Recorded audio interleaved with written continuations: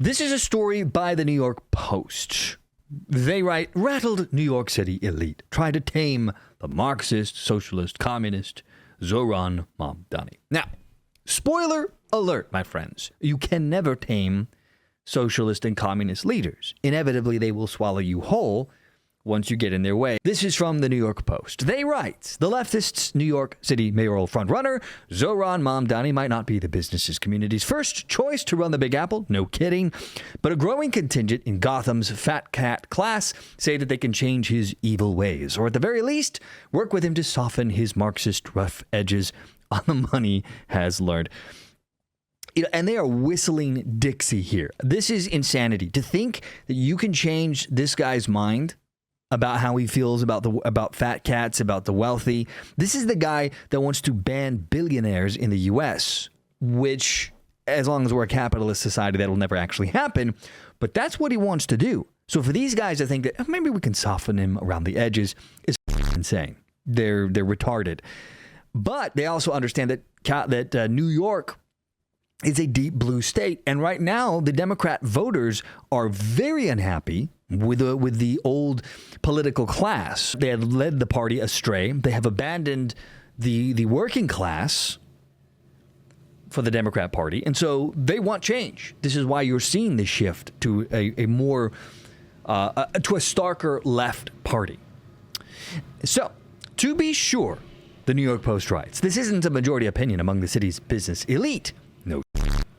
Most are scared to death that a radical with Marxist views on the economy past calls to defund the police, someone who will not denounce the term global the Intifada, could be the next mayor. But that could be the case after Mamdani won the Democrat primary in this heavily Democrat city, besting former governor and party moderate Andrew Cuomo, who is a retard, by a comfortable margin. Because Andrew Cuomo was a terrible candidate that they tried to throw up there. And the current mayor has gone third party as they tried to throw him out of the party.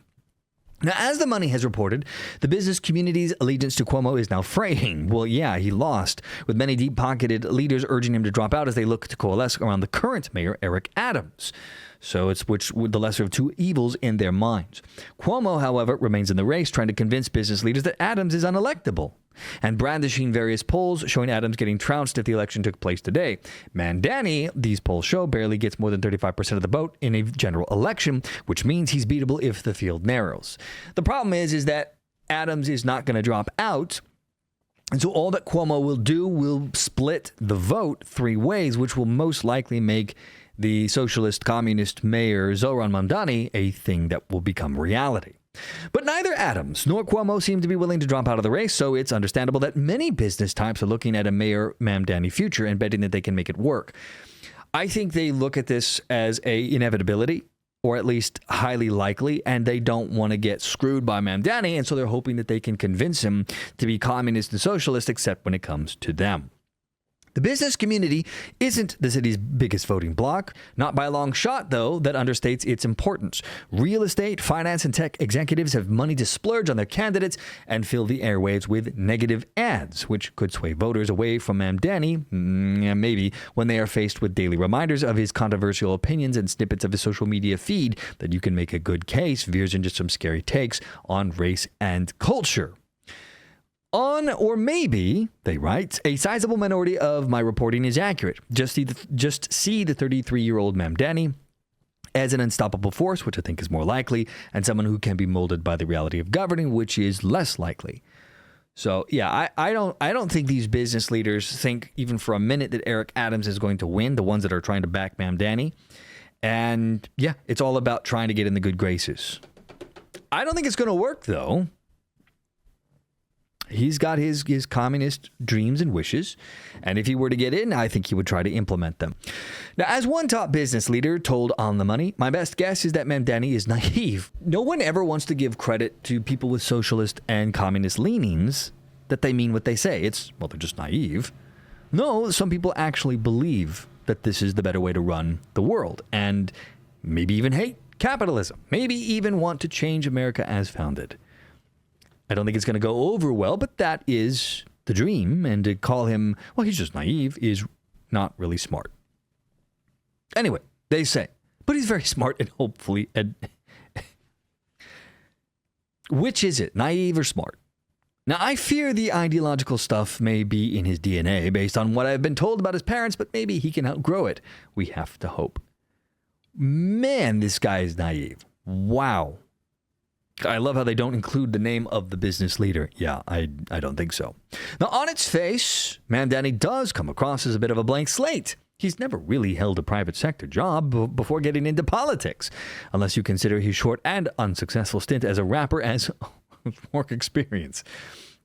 He did better in politics, of course. He worked for a handful of far-left city politicians, ran for a Queen's Assembly seat, and won in 2019, and was re-elected twice before now running for mayor. That said, I have never met a real blank slate who ascended in business or politics because everyone has a backstory that shaped their ambition. Dig deeper and you can see Mamdani's ambition and ideological roots, how they formulated into policy, and why any business leader looking to change his brain cells would need their own skulls examined. Exactly. There is no way Mamdani at this point in his life is going to suddenly say, you know what? Everything I believe, socialism, communism, I'm going to do what I want. I'm going to change my mind. That's not how the world works. And that's not how someone like Zohran Mamdani is going to run things. They're in for a very rude awakening if he were to become mayor. Now, the article goes on to write, first, Mamdani is the product of far-left parenting, a Marxist academic and a filmmaker who grew up rich in New York City, attended good schools and ultra-liberal bowdoing for college. And by the way, it's pretty common. A lot of wealthier kids or kids that grow up in wealthier parents' homes feel guilty for their luxurious lifestyle, and a lot of them will lean left. It's part of the whole white guilt thing here in the U.S. Now, as the Post has reported, he checked the black or African-American box on his college application, not due to his Indian heritage, but because before moving to the U.S. he was born in the African country of Uganda and wanted to capture the fullness of his background. That's not actually quite right. He checked the box, calling himself black, because it would give him an advantage at getting into a particular college. It didn't work in this instance, but that is why he did it. Make no mistake. Now, the leftist obsession with intersectionality appears to be among his selling points. Peruse his X-feed, his ramblings about economics, the need for government-run groceries, which would be a catastrophic mistake in New York City for government-run grocery stores, the massive tax hikes on wealthy creators that he wants to implement, his retweets of gross racial stereotypes, not a fan of Israel is what I'm assuming, and you will see that this is someone not looking for mentoring, but pushing New York City into dangerously progressive territory. Dun, dun, dun. Well, this writer actually gets it. Who is this person that's writing this? This is Charles Gasparino. Well, Charles Gasparino gets what is happening here. Let's see. Kathy Wild of the Partnership of New York City has been recently making nice with Mamdani and will hold a meeting with him and some business leaders next week. High on her agenda will be a recommendation from the businesses types that Mamdani, if elected, kept Jessica Tisch, the current police commissioner, if he is elected in November. Tisch, from the powerful Tisch family, or Tishk or whatever, is a business community favorite among other attributes. She has done a good job tamping down on crime, including on subways, since taking the job just about a year ago. While many city business leaders will show up to Wild's Mamdani confab, others I speak to are skeptical that olive branches to Mamdani will work. And again, no, it will not.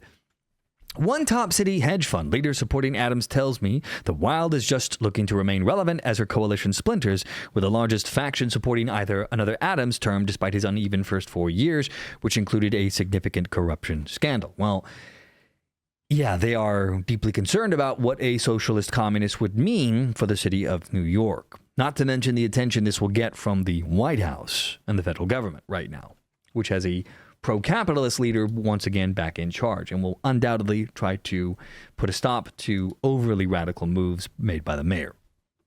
But anyway, let's see. As for Cuomo, Wild characterizes their relationship this way. I supported Cuomo for governor, but I don't think he cares enough about the city to be mayor. A Cuomo spokesperson had no comment. Mamdani might care a lot about the city even as he pushes it off the fiscal cliff with policies that will lead to more crime, businesses leaving, and insolvency, which is why some business leaders tell me Wild is being absurdly naive, thinking she can forge a relationship with a Marxist whose past statements suggests he views the business community with intense disdain, which he does. Like most politicians, Mamdani will do what it takes to win, and in this case, that means softening his radical edges and then enacting full-on leftism once in office, they say.